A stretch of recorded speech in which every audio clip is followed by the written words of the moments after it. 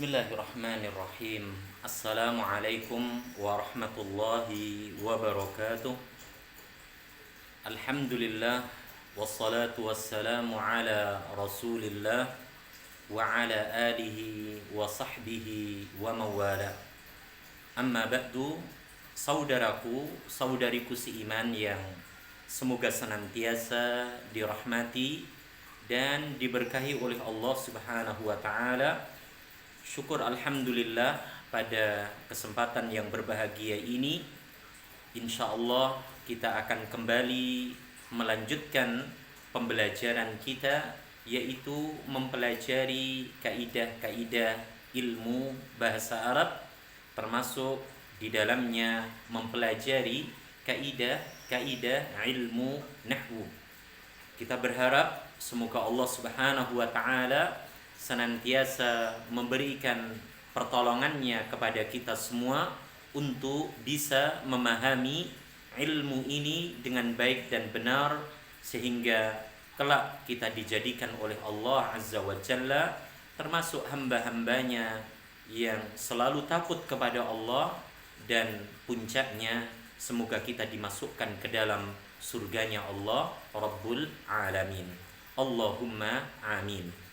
Saudaraku, saudariku seiman yang saya hormati dan yang saya cintai karena Allah, pada kesempatan ini insyaallah kita akan melanjutkan pembahasan dari al-asma al-marfu'ah, isim-isim yang di-i'rab marfu' dengan tanda salah satunya dhammah ataupun dhammatain, kemudian alif, kemudian wawu, dan yang terakhir adalah dhammatun muqaddarah.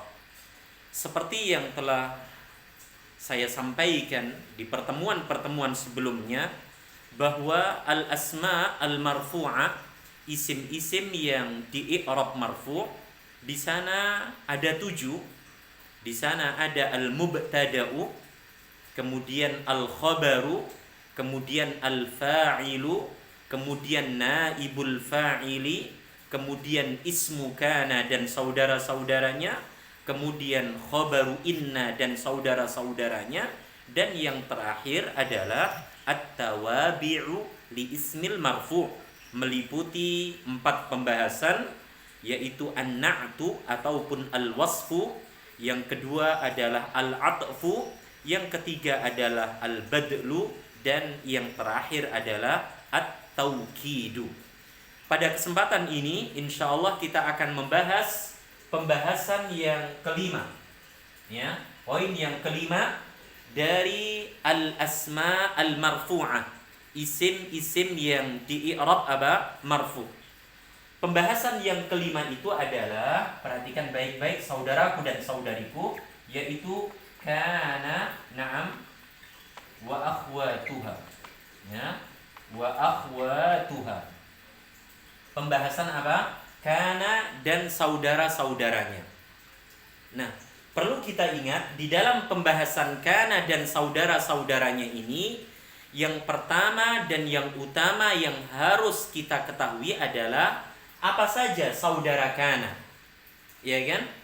Dan apa fungsi daripada apa? Kana dan saudara-saudaranya. Ini pembahasan yang kelima dari isim-isim yang di-i'rab marfu'. Jadi yang pertama dan yang utama adalah kita akan mengenali terlebih dahulu saudara dari saudara-saudara kana. Ya. Di sana ada kana itu sendiri, ya, ada apa? Kana. Kemudian di sana, ya, salah satunya ada apa? Laisa. Naam, laisa. Kemudian di sana ada apa? Shara. Kemudian di sana ada apa? Naam, asbaha.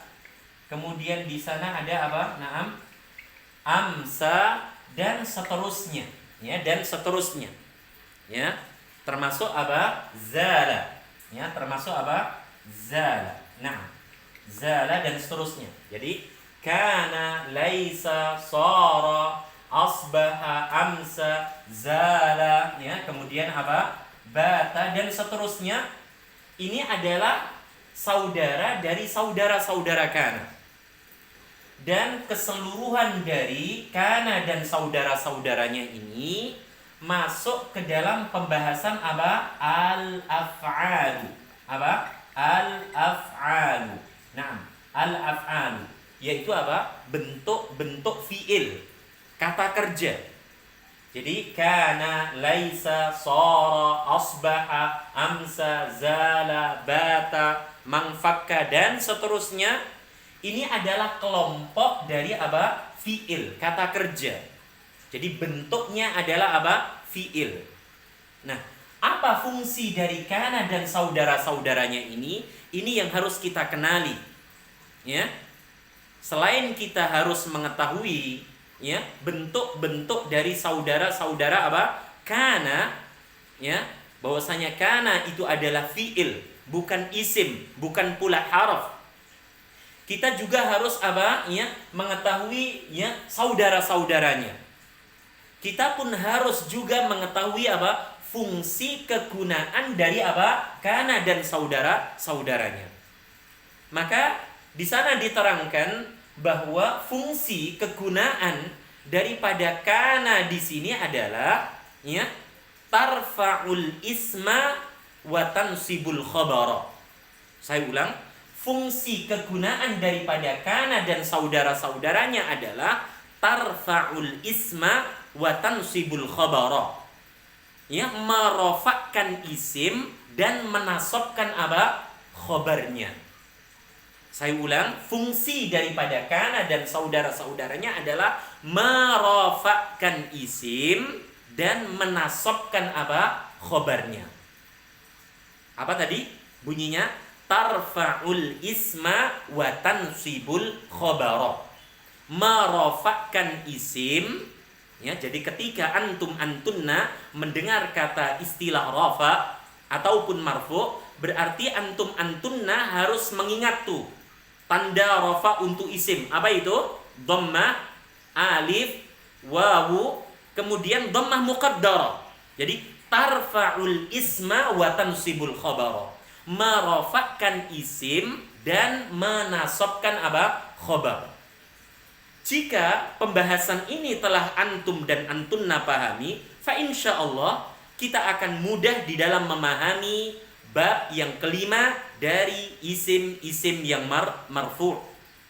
Yaitu apa? Ya. Khabaru, yaitu apa? Ismu kana dan saudara-saudaranya. Apa pembahasan yang kelima? Ismu kana dan saudara-saudaranya. Jadi ingin saya tegaskan di sini, ya. Di poin yang kelima dari isim-isim yang marfu, yang harus antum ketahui adalah apa? Kana apa saja saudara-saudaranya. Ini harus dihafalkan. Karena tanpa kita menghafal, maka kita akan mendapati kesulitan ketika kita dihadapkan dengan bentuk-bentuk saudara-saudara kana di dalam sebuah kalimat ketika nanti kita sudah membaca. Maka nasihat saya kepada antum dan antunna semua, tolong hafalkan apa saja itu saudara-saudara apa? Kana. Kemudian hal yang kedua yang harus antum antunna pahami, antum antunna mengerti adalah ya, bahwa kana dan saudara-saudaranya adalah bentuk ya fi'il, ya kata kerja, bukan isim, bukan pula huruf. Tapi kana dan saudara-saudaranya seperti laisa, seperti shara, seperti asbaha, seperti amsa, seperti zala, bata, dia adalah bentuknya apa? Fi'il, kata kerja. Ya, bukan isim, bukan pula apa? Huruf. Yang ketiga yang harus antum dan antunna berusaha untuk mengerti dan memahami adalah fungsi kegunaan dari apa? Kana dan saudara-saudaranya. Apa fungsinya? Tadi saya sampaikan, fungsi daripada kana dan saudara-saudaranya adalah tarfa'ul isma wa tansibul khabar. Merofakkan isim dan menasabkan apa? Khabar. Ini penting untuk sementara antum dan antunna apa? Pahami. Setelah 3 poin tadi telah antum dan antunna apa? Pahami, maka akan kita melanjutkan tentang kemana kana dan saudara-saudaranya ini apa? Bermuara. Kemana kana dan saudara-saudaranya ini berada, menempat, ya kan? Kemana? Sudah barang tentu, ya, kana dan saudara-saudaranya, ya, masuk berada pada jumlatun ismiyah. Saya ulang, kana dan saudara-saudaranya itu, ya, akan masuk, ya, pada jumlatun ismiyah. Apa itu jumlatun ismiyah? Sudah kita bahas di pertemuan sebelumnya, yaitu kalimat yang telah sempurna dan kalimat tersebut diawali oleh isim, atau kalimat yang telah sempurna yang pada kalimat tersebut terdapat mubtada dan khobar. Ya, saya ulang sekali lagi, kana dan saudara-saudaranya masuk pada jumlah ismiyah. Apa itu jumlah ismiyah? Yaitu kalimat yang telah sempurna dan kalimat tersebut diawali oleh isim, atau kalimat yang telah sempurna dan pada kalimat tersebut terdapat unsur mubtada dan juga khobar.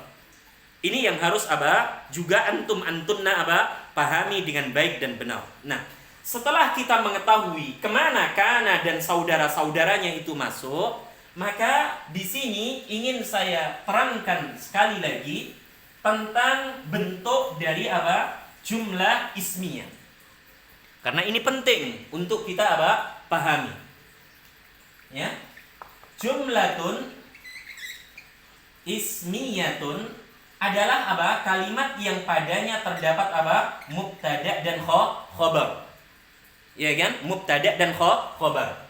Dan pernah saya sampaikan pula pada kesempatan-kesempatan sebelumnya bahwasanya mubtada syarat umumnya dia harus ma'rifah. Dia harus ma'rifatun. Harus isim ma'rifah. Kemudian yang kedua, khobar memiliki beberapa bentuk. Di sana ada khobar mufradun. Di sana ada khobar syibhul jumlati. Naam, syibhul jumlati. Dan yang terakhir di sana ada khobar naam, jumlatun. Dan khobar jumlatun di sini dibagi lagi menjadi dua. Ada khobar berupa jumlatun ismiyatun, gitu ya. Dan ada khobar berupa jumlatun fi'liyah. Ini yang harus juga kita hadirkan ingatan kita. Mengapa ini saya sebutkan lagi? Karena tadi telah saya sebutkan bahwa kana dan saudara-saudaranya seperti kana, laisa, soro, bata, amsa, mangfakka, zala, asbaha, ya. Dia adalah kumpulan dari fi'il, bentuk-bentuk fi'il, dan dia masuk pada jumlah ismiyah. Nah, tadi telah saya sebutkan apa fungsi daripada kana dan saudaranya, ya. Fungsinya adalah tarfa'ul tarfa'ul isma, kemudian wa tansibul khabara. Khabara. Ini fungsi daripada kana dan saudara-saudaranya. Merofakkan isim dan menasabkan khobar.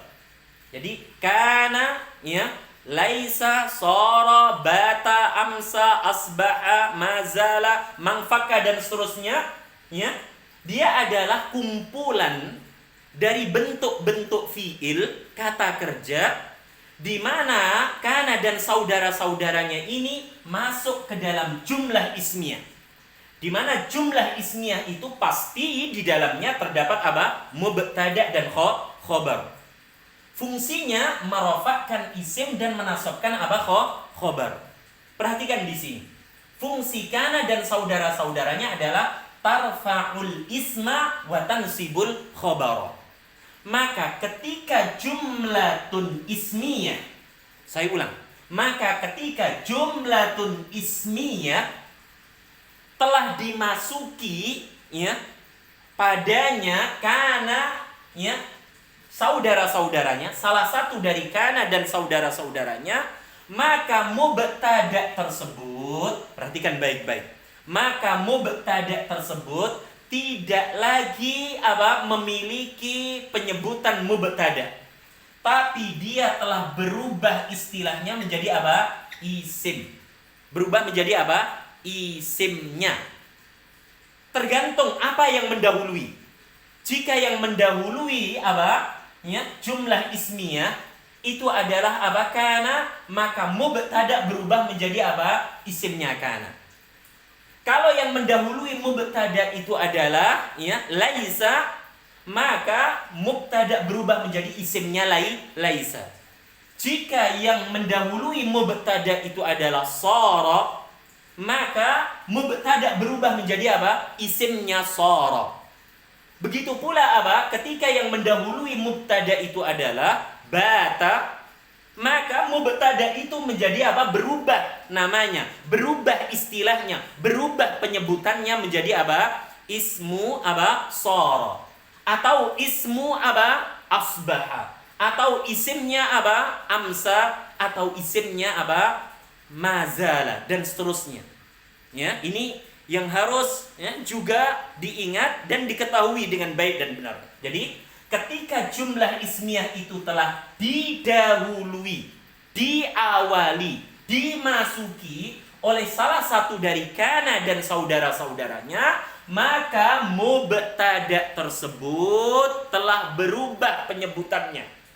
Mubtada tersebut telah berubah istilahnya. Apa istilahnya? Isim. Isimnya apa? Tergantung yang mendahului. Jika yang mendahuluinya itu adalah kana, maka mubtada menjadi isimnya kana. Laisa, mubtada berubah menjadi isimnya laisa. Sara, mubtada berubah menjadi isimnya sara. Semoga hal ini bisa antum dan antunna pahami dengan baik dan benar. Dan mubtada yang telah berubah nama menjadi isimnya kana, atau sara, atau bata, atau asbaha, atau amsa, i'rabnya tetap. I'rabnya tidak berubah. Karena apa? Ya kan? Kita ketahui mubtada dan khabar atau jumlah ismiyah, kedua-duanya ini i'rab asalnya adalah marfu'. Nah, ketika mubtada telah dimasuki salah satu dari saudara-saudara kana, ya kan? Atau kana itu sendiri, maka mubtada tersebut yang telah berubah nama menjadi isimnya bla bla bla, isimnya laisa, isimnya sara, isimnya asbaha, dia tetap i'rabnya marfu' dengan tanda rafa dhammah, dengan tanda rafa alif, dengan tanda rafa wawu, atau dengan tanda rafa dhammatun muqaddaratun. Maka poin yang kelima ini yang menjadi titik pembahasannya adalah isimnya kana dan saudara-saudaranya.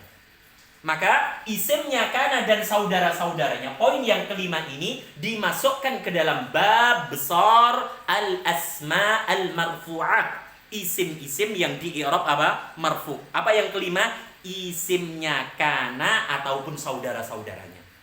Jelas ya insyaallah. Kemudian khabar.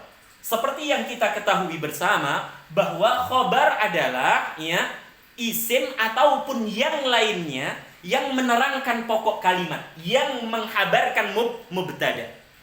Kita tahu khobar seperti di pembahasan yang kedua dari yang telah kita pelajari di bab isim-isim yang marfu', khobar i'rabnya marfu'. Khobar i'rabnya marfu'. Tapi ketika jumlah ismiyah itu telah dimasuki oleh salah satu dari kana dan saudara-saudaranya, salah satu dari saudara-saudara kana, maka khobar, perhatikan baik-baik, maka khobar, apa itu khobar? Isim ataupun yang lainnya. Maka khobar tidak lagi di-i'rab marfu'. Saya ulang. Khobar tidak lagi di-i'rab marfu', tapi dia berubah menjadi mansub i'rabnya. Apa i'rabnya saudaraku saudariku? Mansubun. nasab. Kita tahu tanda nasab di sana ada fathah, di sana ada kasrah, di sana ada alif, di sana ada ya sukun, di sana ada apa? Fathah muqaddarah. Seperti yang sering saya ingatkan, ya kan? Tolong diperhatikan baik-baik. Di buku kita ini di halaman 30. Di halaman apa? 30. Tolong ya, halaman 30 atau 31 itu dipahami baik-baik. Di sana disebutkan oleh penyusun ya, alamatul marfu apa saja, alamatul mansub apa saja, alamatul majrur apa saja. Nah, di sana di tanda-tanda mansub ya, ada fathah, ada kasrah, ada alif, ada ya, ada pula apa? Fathatun muqaddarah. Maka khabar ketika apa? Jumlah ismiyah itu telah dimasuki oleh kana ataupun salah satu dari saudara-saudaranya, i'rab khabar tidak lagi marfu, tapi dia telah berubah menjadi apa? Mansubun. Berubah menjadi apa? Mansubun. Imma dengan fathah, imma dengan kasrah, ataupun dengan alif, ataupun dengan ya, ataupun dengan fathah muqaddarah. Kapan dengan fathah? Kapan dengan kasrah? Kapan dengan alif? Kapan dengan ya? Kapan dengan apa? Fathah muqaddarah. Sekali lagi di halaman 30 atau 31 di buku kita ini. Di sana disebutkan tentang apa? Isim-isim yang mu'rab ada 9. Dari mulai mufrad sampai ismul ladzi la yansharif. Maka buku tersebut ya, tolong juga untuk dibaca, untuk dipahami. Jika kita tidak mengerti, tanyakan kepada senior-senior kita atau kepada guru-guru kita, tanyakan. Jangan pernah malu. Tetap semangat, ya kan? Ihris 'ala ma yanfa'uka wasta'in billah wa la ta'jiz. Ihris 'ala ma yanfa'uka wasta'in billah wa la ta'jaz. Bersemangat untuk meraih sesuatu yang bisa bermanfaat untuk dirimu. Jangan kamu menjadi apa? Umatku yang lemah, ya, mintalah pertolongan kepada Allah Subhanahu wa taala. Insyaallah dengan kita barengi berdoa, berusaha dengan maksimal, fa insyaallah kita akan ya mampu memahami pembahasan ini ya, dan pembahasan-pembahasan yang lainnya juga dengan baik dan benar. Nah, karena memang kana dan saudara-saudaranya, apa tadi fungsinya? Jangan kita lupakan. Tarfa'ul isma, ya, merofakkan isim, di mana isim ini adalah istilah baru untuk apa? Untuk mubtada. Jadi mubtada, ya kan? Ketika sudah diawali oleh kana dan saudara-saudaranya, tidak lagi kita katakan al-mubtada, tapi apa? Ismun. Ismun kana, ismun laisa, ismun sara, ismun bata, ismun asbaha, ismun apa? Amsa, ismun mazala, dan seterusnya. Kemudian fungsi kana yang berikutnya adalah watan sibul khabar, dan menasabkan apa? Khabar. Jadi ulang ya, tarfa'ul isma wa tansibul khabar. Merofakkan isim dan menasabkan khabar. Khabar tidak lagi apa? Rafa'. Kapan? Ketika mubtada'nya telah didahului oleh apa? Kana dan saudara-saudaranya. Perhatikan contoh sederhana ya dari jumlah ismiyah. Misalnya kita dapati di sana apa? Muhammadun qaimun misalnya. Qaimun. Muhammadun qaimun. Nah, ini kita katakan sebagai mubtada, qaimun kita katakan sebagai khobar bentuk mufrad. Khobar bentuk apa? Mufrad. Bila Muhammadun qaimun, Muhammad itu apa? Berdiri, ya kan? Muhammad itu apa? Berdiri. Bila kalimat jumlah ismiyah ini telah saya masuki apa? Kana. Atau saya masuki laisa, atau saya masuki saudara-saudaranya yang lainnya, perhatikan perubahannya menjadi apa? Naam, laisa. Naam. Oke. Laisa Muhammadun apa? Qaiman. Qaiman. Ya. Mengapa khobar di sini berubah? Kita ingat, fungsi daripada kana dan saudara-saudaranya apa? Merofakkan isim. Perhatikan, isimnya di sini apa? Tetap. Ya kan? Yang asalnya apa tadi? Mubtada. Muhammadun tetap, tidak ada perubahan. Tapi ingat, wa tansibul khabara, menasabkan khabar. Jadi asalnya apa? Muhammadun qaimun. Ketika kita masukkan sebelumnya salah satu dari saudara kana, yaitu salah satunya apa? Laisa, maka menjadi laisa Muhammadun tetap qaiman. Tidak lagi apa? Qaimun. Mengapa? Karena Muhammadun dikatakan sebagai isimnya laisa, di mana isimnya kana dan saudara-saudaranya i'rabnya apa? Marfu, rafa. Ya, kemudian mengapa qaimun berubah menjadi qaiman? Kita tahu bahwa kana dan saudara-saudaranya fungsinya adalah apa? Wa tansibul khabara, menjadikan khabar nasab i'rabnya tidak lagi apa? Rafa. Maka tidak boleh dibaca laisa Muhammadun qaimun. Salah. Yang benar laisa Muhammadun qaiman. Tidaklah Muhammad itu apa? Berdiri. Qaiman.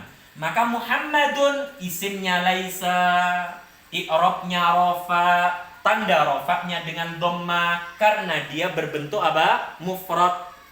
Qaiman khobarnya laisa, i'rabnya nasab, tanda nasabnya dengan apa? Fathah karena dia apa? Bentuknya isim mufrad.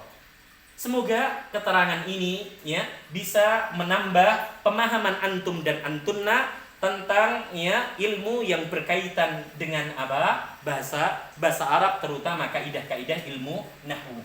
Begitu pula kalau misalnya Muhammadun saya rubah menjadi dualis, maka secara otomatis khobar harus berubah menjadi dualis.